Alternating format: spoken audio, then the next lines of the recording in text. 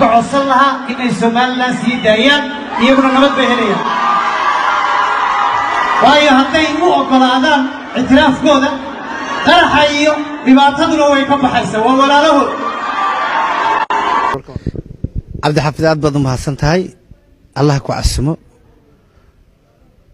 ummadda Soomaaliyeed meel kasta jooganayna daawanayna aad baan u salaamayaa waxaan cod dheer tacsi ugu diraya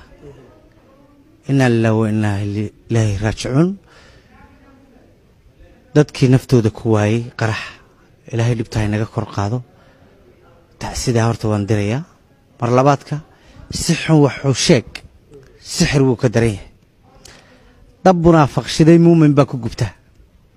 anigu hadal wanaagsan oo tacsiye baan diray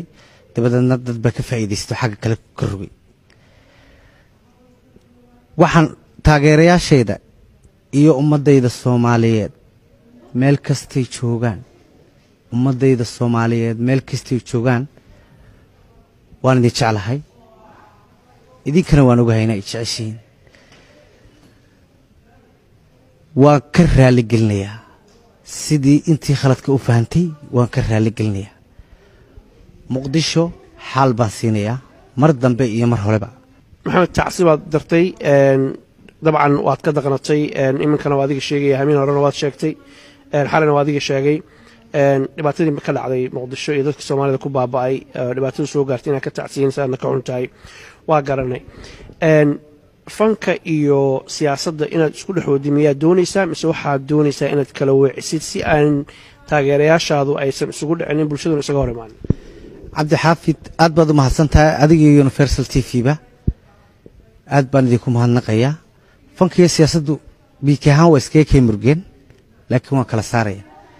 anigu fanaan Soomaaliyeed baan ahay muraayada gariina sita waan iska saaraya fanaan Soomaaliyeed baan ahay meel walbana waan tagayaa socdaalkayga Yurub markaan dhameeyo UK aan dhameeyo ilaa Muqdisho waan tagayaa labadayda shaway ugu horeeyana waxaan ku caawinayaa dadkii ku waxyeeloobay Muqdisho qoysaskoodii inna lillahi wa inna ilayhi raaji'uun ilaahay ha u naxariisto anigu Soomaali waan jeclahay man nacbi si xun wuxuu sheeg sixir wuu ka daran yahay qof baad keligii dadkaba adigu daacadaad u tahay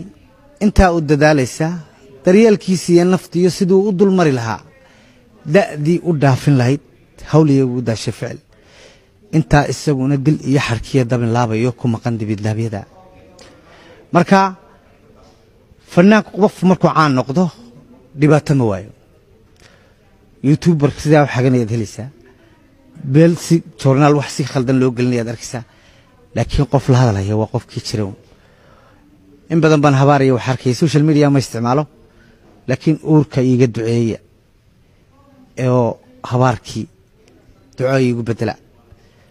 inta la sii noolaanayaaba waa mudee anigu mar walba fanaan Soomaaliyeed baan ahay meel kasto Soomaaliyeed la ballan waxaan ku qaaday in labadayda adilto way uga caroodeen hadalkaagi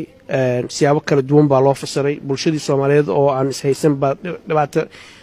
ay dhaxtaala fursad waxaan ku siinayaa sharciga dadka Soomaaliyeed ku daawanaya malaayiinta fanaanka u tahay ninka Soomaaliyeed u tahay inaad ka raali gelisid wixii dhacay soo dhow Cabdi Xaafid aad baad u mahadsantahay waxaan u mahadnaqayaa adiga iyo dadka Soomaaliyeed waan ka raali gelinayaa deenu weyn ciidamada ka dhacda khaladkuna waa la ismoodsin karaa igu tuurade markii hore ciidamada waa igu tuurteene igu tuura anigu siyaasad dambena kuma jiro ballan waxaan idinku qaadayaa meel kasto Soomaali joogto inaan idinku imaado waan idinka raali gelinayaa I love Muqdisho xalna waan siinay